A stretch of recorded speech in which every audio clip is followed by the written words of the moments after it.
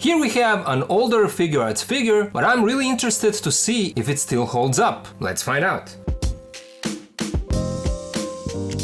Hello and welcome back to the channel. In this video we're gonna take a look at the S.H.Figuarts Mace Windu. As I said, it's an older figure, it was released back in 2016, but I missed out on this release back then and recently I found him on AmiAmi on a discount and decided to get him. Most of the time I love Figuarts Star Wars releases, and so I'm trying to get as much of their previous figures that I can if I can find them for a decent price. I do have the Black Series Mace Windu, so we'll compare the two in a bit. But first, let's take a quick look at the packaging. It's a standard smaller SHF box that doesn't take too much space in your storage, and I love that. In front we have a window showing Windu and some of his accessories, Tamashii Nations logo and an older red Bandai logo. Bandai 2016, made in China. Side of the box shows a nice promo shot of the figure. Back of the box shows more promo shots with accessories. We have warnings and legalese down here. Star Wars logo on the other side of the box. Same on the top. More information on the bottom, but now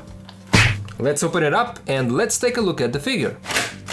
Here is our Mace Windu out of the box, and even though it's a 9 years old figure, it still looks amazing. The proportions are right, and I love the crisp and sharp sculpt that we always get on these S.H.Figuarts figures. I don't have any particularly loose joints on this guy, and that's always good to see. As I said, I found him on AmiAmi and he was sold as a used figure. But to be completely honest, I don't see any issues on this copy. Nothing is missing from the set, there is no issue with the plastic, so I'm happy to see that. And as you can see, like this, the silhouette looks really good. Taking a closer look at the details, we're gonna start with the head. This is his neutral head sculpt and I love how this turned out. He has a serious face expression and the eyes and mouth are nicely painted. I love all of these small sculpted wrinkles like here on the forehead, all of those textures and lines in the skin. I think that Tamashii Nations really did a phenomenal job on this head sculpt. Here is how it looks from the profile, and then here is the back of the head. The tunic is sculpted so that it looks like it's layered, and there is even an imitation of the texture of the fabric. The belt also looks good. The buckle and small buttons are all painted. Same goes for the pouches and all the other details here, like this silver and gold piece. And then here is the back of the belt, and we have another pouch here. Arms also look good. We have all these sculpted wrinkles here, and the same texture from the tunic continues on the sleeves as well. Lower part of the tunic is also layered. You have like 2 layers here, but they are made out of a softer plastic so that they don't hinder the leg movement. And speaking of the legs, here is how they look. These lighter pants are also nicely sculpted. And then here is a look at his boots, and then once again his back. So the overall sculpt on this guy looks fantastic. Let's now take a look at his accessories. He comes with his unignited lightsaber, his lightsaber hilt. You can see that they painted it nicely. It's not just silver, but we have these black lines and metallic gold here and here. Everything is really well done. And then here is the peg, because you can attach the hilt to his belt. There is a peg hole right here, and you simply just connect the two like this. It's sturdy, it's not coming off easily, so that is good to see. Then we get his ignited lightsaber, and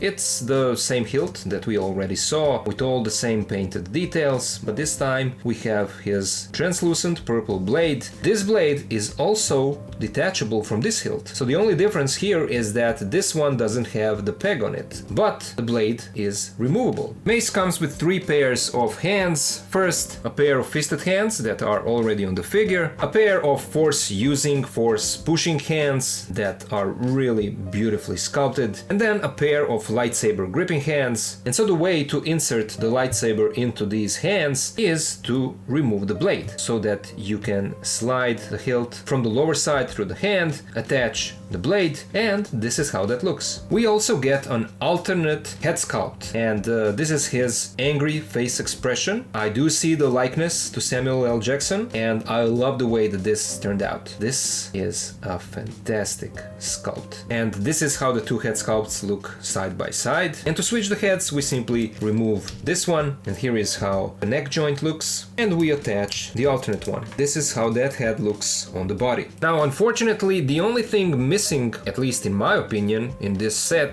is a soft goods Jedi robe. And this is something that actually came with the Black Series version. Bandai didn't include that accessory in their set, which is again unfortunate because I think that that would make this guy an ultimate 1/12 Mace Windu. Let's now take a look at his articulation. The head and the neck give you a nice range of movement. You can look side to side, tilt the head, it looks down this much, up this much. This is a rubbery overlay piece, so it flexes when you move the arms. We have a butterfly joint here, but it doesn't give us much. This is as far as he can move his arms across the chest. Then this is how far they move back. This is how far the arms move out. There is a drop down in the shoulders. Arms rotate 360.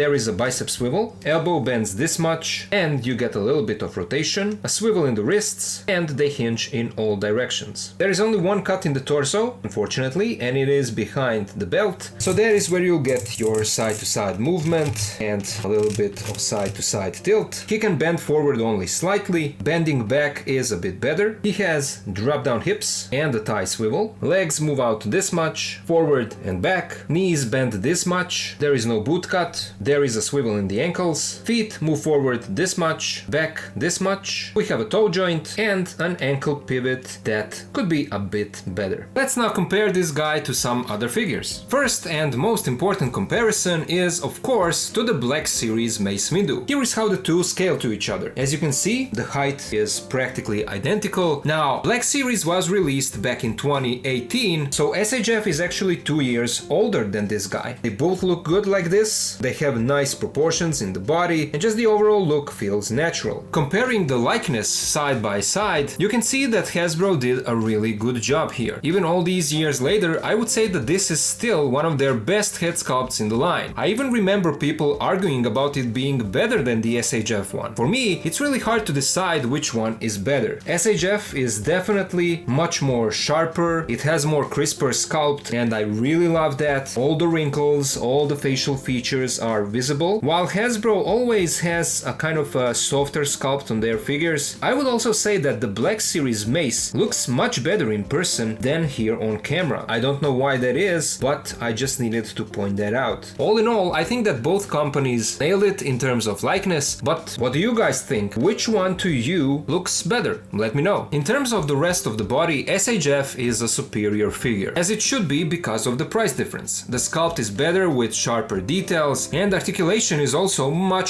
better. In terms of accessories, you also get much more with the SHF, but a soft goods robe is something that actually comes with the Black Series Mace. And that, to me, is a huge plus for what Hasbro did here. I prefer SHF between the two, but I would love to hear what you guys think. And before we continue, I just wanted to see how will Black Series soft goods robe look on the SHF figure. And yeah, here is how that looks, and I think that this works perfectly. Again, it's such a shame to me that this guy didn't come with a soft goods robe, because this would make this release a complete and ultimate 1/12 Mace Windu. Here is how he looks with the hood up, and this is the best that I could do at the moment without applying some water to the hood so that it fits better to the head. Okay, continuing with the comparisons, here is how he looks with the S.H.Figuarts Revenge of the Sith, Obi-Wan Kenobi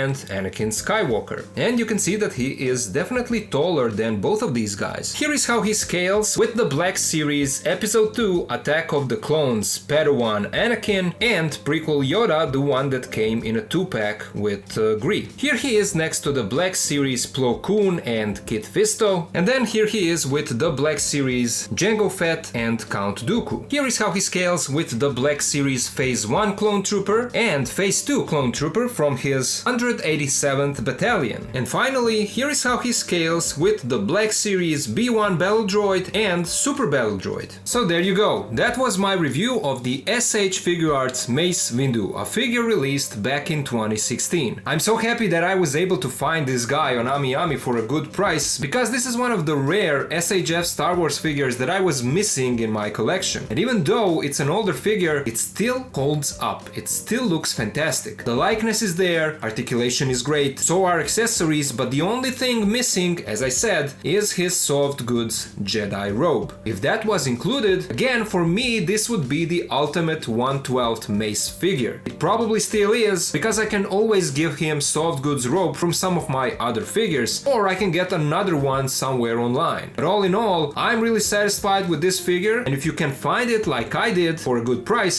this is a strong recommendation on my part. But those were all my thoughts, and now I would love to hear yours. What do you guys think about this figure? Do you have it or not? Bandai or Hasbro? Which one do you prefer out of the two? Let me know all of that down in the comments. As always, a huge thank you to my Patreon and channel members for their support. If you can also join and help, please do so. Links are in the video description. And of course, to all of you guys, thank you so much for watching. Thank you for being here with me, and I'll see ya in the next video.